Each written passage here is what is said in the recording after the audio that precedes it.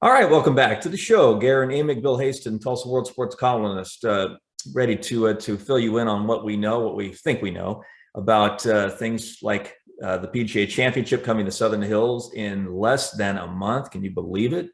Spring football in Stillwater and Norman, and an interesting story developing at the University of Tulsa with regard to a rebranding that Bill has some thoughts on that we might kick around as well a little bit later in the program. Thanks very much for tuning in. You can catch the video version of this at TulsaWorldSports.com every week, or TulsaWorld.com. You'll find it from there.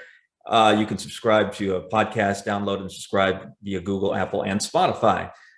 All right, Bill, we were perked up by some news earlier this week. I guess that would be yesterday, or was it Monday? Anyway, this week, Phil Mickelson connected to the PGA Championship for the first time, the defending champion. We're all curious as to whether the 51-year-old is going to be here to defend his title.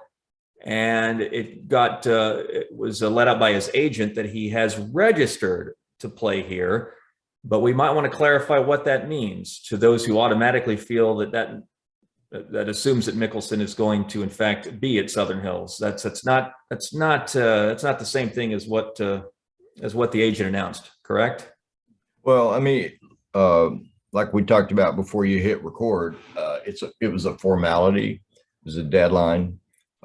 With that, I think they would have made an exception for Phil Mickelson had he not registered by the deadline, but yet expressed an interest in playing here and got the blessing of the commissioner. They would have made a place for him as the defending champion, even if he pushed it to the week before the tournament. But by doing this, I would have been a lot more surprised had he not registered than right. By the fact that he did. I still think it's less than a 50% chance that he'll be here. And I wrote a profile on him a couple of days ago for the Tulsa World, and I mean, since winning the PGA Championship in May of 21, I mean, he's missed a bunch of cuts, and he hasn't really been in contention in any tournament, and he hasn't even played a competitive round on the PGA Tour since January. I mean, if he comes here as a defending champion, to me, it would be more improbable that he would even make the cut here than it was for him to win it last year. Right. Last year, he was playing on a regular basis going into that. So, no, I mean, I'm hopeful that he's here.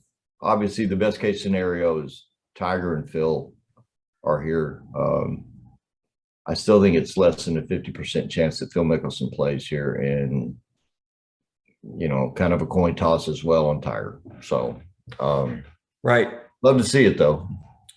Yeah, the agent made it clear that Mickelson, in the statement that the agent put out, and again, this wasn't Mickelson, this was his agent, Tom Loy, I think is his name, saying that he'd met the deadline to register for the PGA as well as the U.S. Open.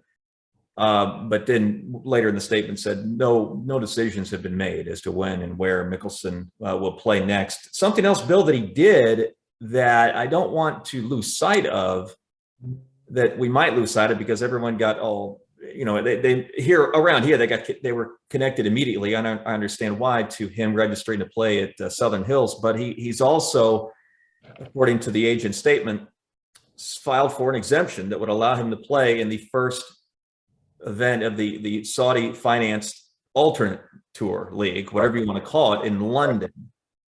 All right. So does that change the odds on whether Phil is going to want to show himself at something like a PGA Championship? I mean, it doesn't change the odds in my mind. It's the reason, though, that I believe it's less than 50% that he'll be here. The commissioner went on record months ago as saying, there's the possibility of a lifetime ban from the PGA Tour for anyone who is aligned with that new league. This reminds me of like 40 years ago when the USFL mounted a challenge to the NFL and you remember the money being paid to guys like Herschel Walker was outlandish, right? Crazy. And you just thought, can this really hold up as a business model?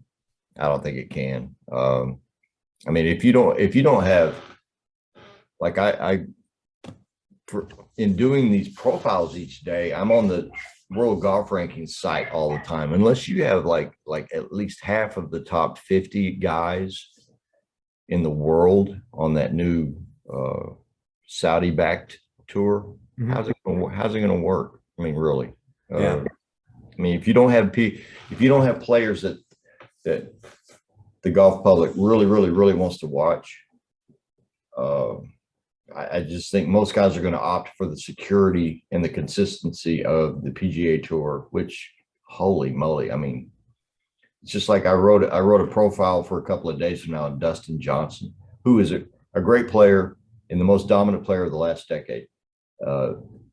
And Dustin Johnson is right about at the midway mark of the prime of his career, and he's got $74 million. He's the third highest paid guy in the history of golf, and he's 37. He's got like 8 good years left. And so I just don't see the Saudi League as being long-term a real threat to the PGA Tour, and I think it's really short-sighted for Phil Mickelson to jump into bed with that league when he's made whatever it is, $95 million on the PGA Tour. And Well, and here's the thing, Bill. The last thing we want to do the week of the PGA at Southern Hills is have to try to figure out how much ink or attention we want to lend to the circus. And when Mickelson initially I guess it was Alan Shipnuck, the writer who's doing a biography of Phil Mickelson, the long respected golf writer, who initially shared the quotes that Mickelson gave him about joining the league and his now infamous description of the Saudi people or the Saudi financiers, I should say. When that happened, the initial thought I had was, golly, this is just going to be nuts. That we're going to be having to focus as much on the controversy of what Phil said as how he plays, assuming he plays at Southern Hills. And then everything died down because Mickelson sort of went, issued his statement. It was off the record, blah, blah, blah, but I should have obviously chosen my words more carefully and said, and this will allow me some time to self-reflect. Other golfers on the tour were asked about them. Several golfers came out as we're PGA 100%. We're not thinking about doing this. We don't know why anyone else would think about doing this, to your point just now. But now you sort of feel like it's picking back up, right? Now that as we're wondering whether Mickelson's going to play and we're less than a month out, do you think there's any chance this is going to hang over the event at all? Well, no. I mean, let's just. I mean, I was talking with Nick. I think Nick Sidorkas a few weeks ago, and I said, I mean, if Phil doesn't come here, it's not like anybody's going to go up and bang on the ticket office window and say, "I want my money back." It's not going to be like that. It would have been great to have him here as a 51-year-old defending champion, or it would be great to have him here as a 51-year-old defending champ. I don't think there's just, unless he is like in training camp and he's playing every day and really working on his game, there's no way he's going to come in here with that kind of rust, build up and contend. Really, probably even to make the weekend, much less win the championship. So, and I mean, it wasn't so much just that he expressed interest in that other league, Garret. He's, at least according to Alan Shipnuck, right? He said, Phil said, allegedly said, I want to use this league as leverage against the PGA Tour, not just because of the lucrative nature of this other startup. It's just, I want to use it against the greedy PGA Tour. So, I mean, talk about the bite in the hand that has fed him so long, just monumental stupidity. So, now if he's here, you're right. It'll be the championship over here and Phil over here with regard to coverage. And Phil will get maximum coverage for as long as he's here. Yeah. My guess would be exactly 2 rounds, and he'd be out of here. But I mean, if he's missing cuts on much lesser courses than Southern Hills, he ain't gonna make the cut here if he shows up. I'd love to see him come here, and I would love to see him play well. But and I'll never forget the excitement at the Senior PGA last year, which started the week of that tournament. Started the day after Phil won the PGA Championship. That's right. That's right. Be kidding. What a manna from heaven, man. Mm-hmm. What a fluke. What a great get to have Phil Mickelson as the defending champion coming into Tulsa, when only a few weeks before that, we were going to have to wait until 2030 to even have a PGA Championship. So all these circumstances fall in line, and you're like, A, we get it 8 years earlier than expected, and D, we got Mickelson as a defending champ.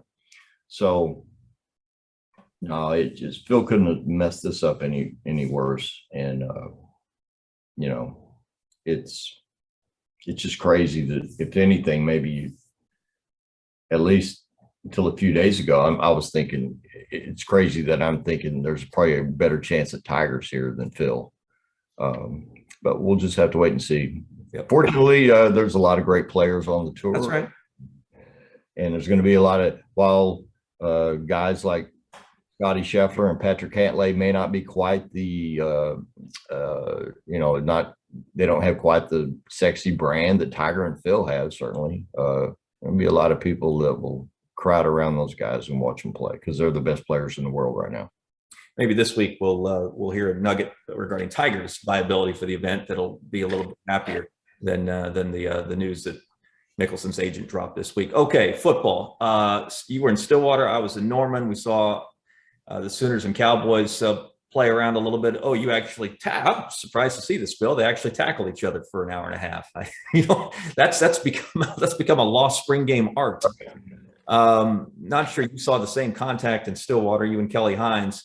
But there's still some things. Let's talk about what you saw. There's still some things that caught your eye, right? With regard to OSU, let's lay it on us. What happened? Well, I'll just go back to the start of the Gundy era, and I was thinking back on the quarterback depth that each of those teams has had. And would you trust your third guy on the quarterback depth chart on any of those teams to try to win a game for you?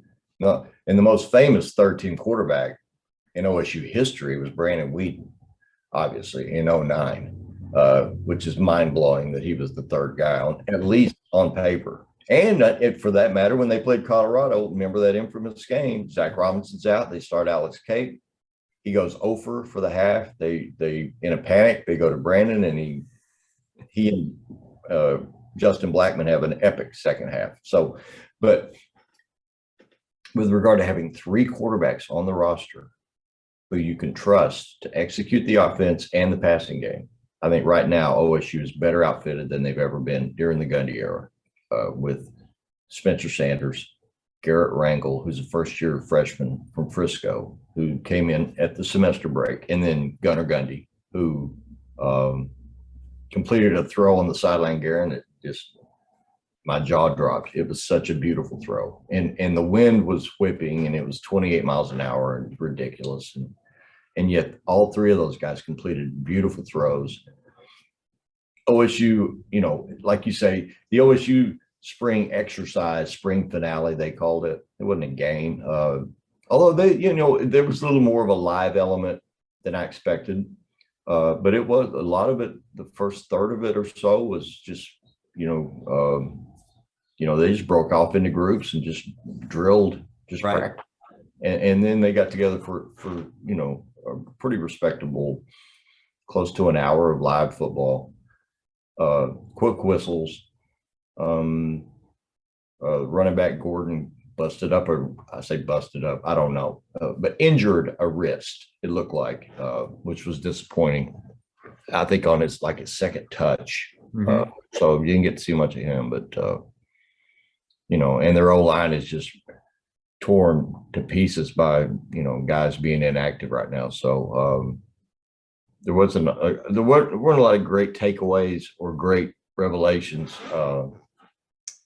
because they were so guarded with personnel and, but my takeaway really centered on the quarterbacks and the fact that you got three guys who can really throw it.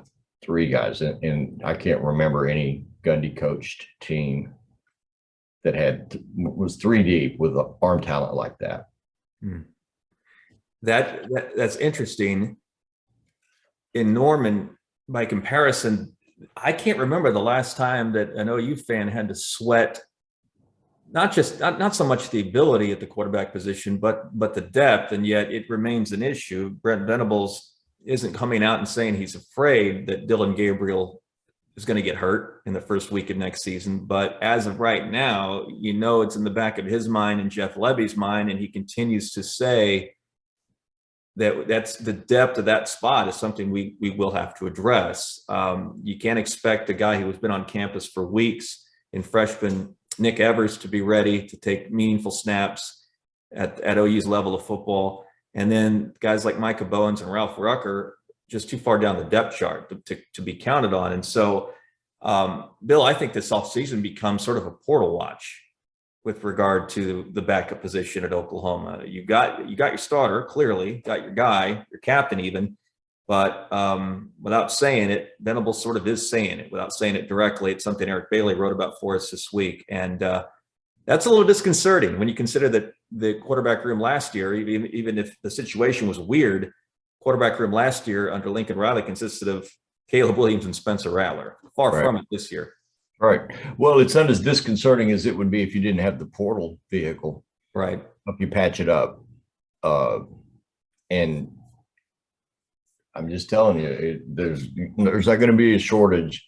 I'm not saying first round draft pick kind of guys who are going to hold their hand up and say, I want to be the backup at OU, but there will be some interesting, talented guys who certainly multiple guys who look at it, and there'll be a guy who shows up through the portal and is on the field with those guys in August. You'll see.